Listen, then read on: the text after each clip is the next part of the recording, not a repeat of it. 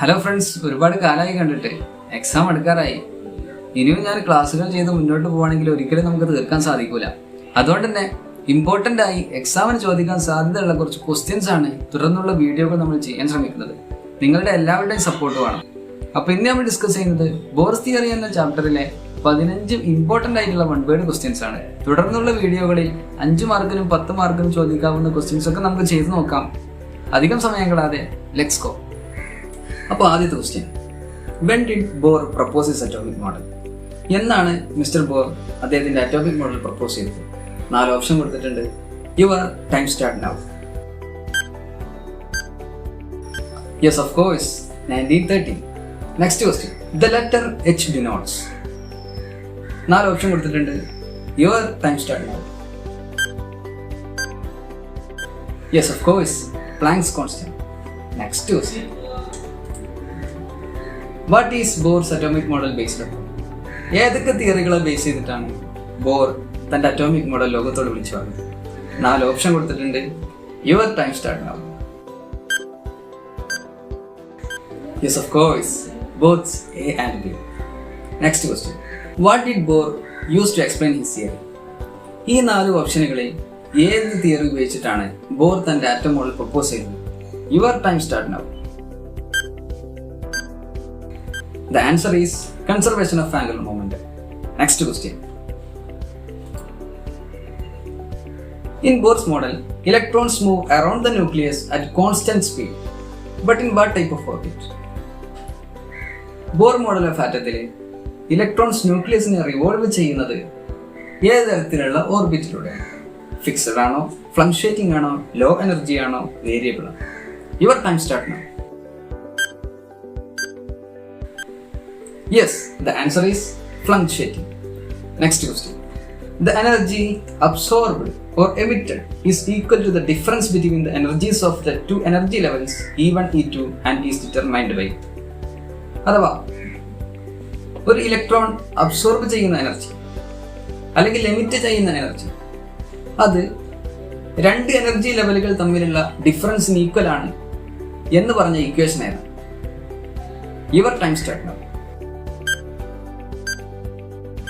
Yes, the answer is Planck's equation. In Bohr model of atom, the energy level closest to the nucleus would be. അതായത് Bohr model of ആറ്റത്തിൽ ന്യൂക്ലിയസിനോട് അടുത്ത energy level ആകുന്നത് lowest energy ലെവലാണ്, balance energy ലെവലാണ്, average energy ലെവലാണ്, highest energy ലെവലാണ്. Your time start now. Yes, the answer is lowest energy level. Next question.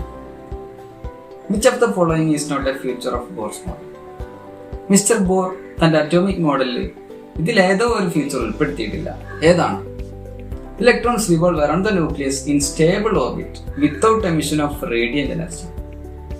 ഇലക്ട്രോൺസുകൾ ഓർബിറ്റിൽ ഇലക്ട്രോൺസുകൾ ചുറ്റുന്നു, പക്ഷേ എനർജി എമിറ്റ് ചെയ്യുന്നില്ല എന്നാണ് പറയുന്നത്. Each orbit has a definite energy and is called energy shell or energy level. ഓരോ ഓർബിറ്റിനും ഒരു പ്രത്യേക എനർജി ഉണ്ട്. അതിനെയൊക്കെ എനർജി ഷെൽ, എനർജി ലെവൽ എന്നൊക്കെ വിളിക്കും. When the electron is in the lowest energy level, it is said to be in excited state. Lowest energy ലെവലിൽ നിൽക്കുന്ന ഒരു ഇലക്ട്രോൺ എക്സൈറ്റഡ് സ്റ്റേറ്റിലാണ് എന്നാണ് പറയാം. ശരിയാണ്. An electron emits or absorbs energy when it jumps from one orbit or energy level to another. ഒരു electron energy emit ചെയ്യും അല്ലെങ്കിൽ absorb ചെയ്യും എപ്പോ? ഒരു ഓർബിറ്റിൽ നിന്നും മറ്റൊരു ഓർബിറ്റിലേക്ക് ജമ്പ് ചെയ്യുമ്പോൾ. ശരിയാണ്. Your time start. Yes, the answer is when the electron is in the lowest energy level, it is said to be in excited state. Excited state എന്നല്ല പറയാം, ഗ്രൗണ്ട് സ്റ്റേറ്റ് എന്നാണ് പറയാം. Next question, all of the following statements are consistent with the Bohr's model of atom except. ഈ കാണുന്ന ഏതോ ഒരു option Bohr model of ആറ്റത്തിൽ പെട്ടതല്ല. നമുക്കൊന്ന് നോക്കാം. An electron may assume an infinite number of velocity. ഒരു ഇലക്ട്രോണിന് നമുക്ക് പ്രതീക്ഷിക്കാത്തതിലും അധികം സ്പീഡ് ഉണ്ടാവും എന്നാണ് പറയുന്നത്. രണ്ടാമത്തെ option, an atom is most stable when its electronic configuration is that of the ground state. ഒരു ആറ്റം അതിന്റെ ഇലക്ട്രോണുകളൊക്കെ ഗ്രൗണ്ട് സ്റ്റേറ്റിലാണെന്ന് വെച്ചോളൂ, അപ്പോൾ അത് മോസ്റ്റ് സ്റ്റേബിൾ ആണ് എന്നാണ് പറയുന്നത്. ശരിയാണോ? അടുത്ത option, The electron shell numbers represent the principal energy level. Shell നമ്പറുകളൊക്കെ പ്രിൻസിപ്പൽ എനർജി ലെവൽ അഥവാ പ്രിൻസിപ്പൽ ക്വാണ്ടം നമ്പർ എന്നാണ് വിളിക്കുക. Electrons in orbitals closest to the nucleus have the lowest energy. ന്യൂക്ലിയസിനോട് അടുത്ത എനർജി ലെവലുകൾക്ക് ലോവസ്റ്റ് എനർജി ആയിരിക്കും. They are all consistent. ഈ മേലെ പറയുന്നതൊക്കെ കോൺസിസ്റ്റൻസ് ആണ്. ഏതാണ് ശരിത്രം? Your time start. Yes, of course. An electron may assume an infinite number of velocity. കാരണം എന്താ? ഒരുപാട് സ്പീഡൊന്നും ഉണ്ടാവില്ല ഇലക്ട്രോണുകൾക്ക്. ഒരു ഫിക്സഡ് സ്പീഡ് ഉണ്ടാവും. ആ ഫിക്സഡ് സ്പീഡിൽ മൂവ് ചെയ്യുള്ളൂ. Next question. According to Bohr's atomic model, angular momentum of electron in nth orbit is equal to an integral multiple of. Bore model അനുസരിച്ച് ഇലക്ട്രോണിന്റെ ആംഗുലർ മൊമെന്റം എന്ന് പറഞ്ഞാൽ എന്താണ്? Your time start now. Yes, of course, h/2π. ഇതൊക്കെ നമ്മൾ കഴിഞ്ഞ ഓരോ വീഡിയോകളിൽ പറഞ്ഞതാണ്. നിങ്ങൾക്ക് സംശയം ഉണ്ടെങ്കിൽ പോയി പരിശോധിച്ചാൽ മതി. Next question. According to Bohr's atomic theory, which of the following is correct? Bohr model അനുസരിച്ച് ഈ ഓപ്ഷനിൽ ഏതാണ് കറക്റ്റ് എന്നാണ് ചോദിച്ചത്. Your time start. Yes, of course. Potential energy of electron is directly proportional to z² by inversely proportional to n². എന്താണ് z? Z is equal to number of proton അഥവാ atomic number. n എന്ന് പറഞ്ഞാൽ number of shell. Next question. Bohr model can explain. Bohr മോഡലിനെ explain ചെയ്യാൻ പറ്റിയത് ഇവയിൽ ഏതാണ്? The spectrum of hydrogen atom only. Hydrogen spectrum മാത്രം. അല്ലെങ്കിൽ the spectrum of atom or ion containing 2 electron. 2 electron അടങ്ങുന്ന ആറ്റത്തിന്റെയും അയണിന്റെയും സ്പെക്ട്രം ഡിഫൈൻ ചെയ്യാൻ ബോർ മോഡലിന് പറ്റി.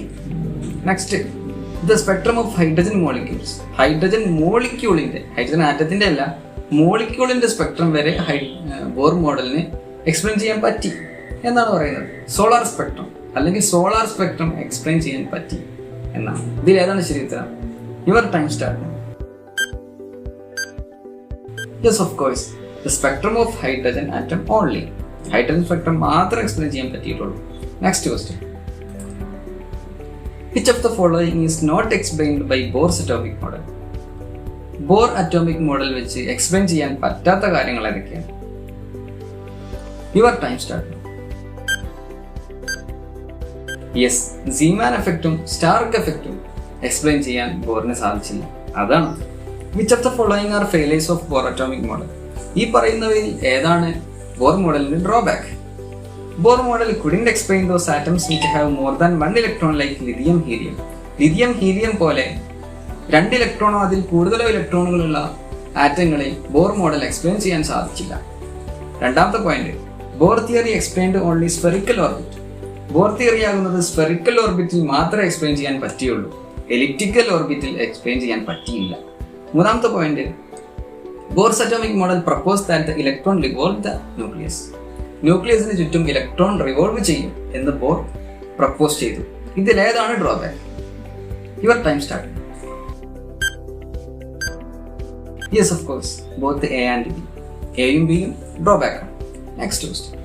In Sommerfeld's modification of Bohr's theory, the trajectory of an electron in an hydrogen atom is. ഈ ഭാഗം നമ്മൾ വീഡിയോകൾ ഡിസ്കസ് ചെയ്തിട്ടില്ല. വരും വീഡിയോകളിൽ നമുക്കത് ഡിസ്കസ് ചെയ്യാം. ഇപ്പോൾ തൽക്കാലം ഇതിന്റെ ഉത്തരം മാത്രം മനസ്സിലാക്കുക. ഇതിന്റെ ആൻസർ ആണ് എ റൊസറ്റ്. തീർച്ചയായും നമുക്കിത് ഡിസ്കസ് ചെയ്യാം. ഈ വീഡിയോ ഇവിടെ അവസാനിക്കുകയാണ്. ഇന്ന് തന്നെ അടുത്ത വീഡിയോ അപ്ലോഡ് ചെയ്യണം എന്നുണ്ട്. എല്ലാവരും കൂടെ ഉണ്ടാവണം. എന്നാൽ ഓക്കെ, ബൈ.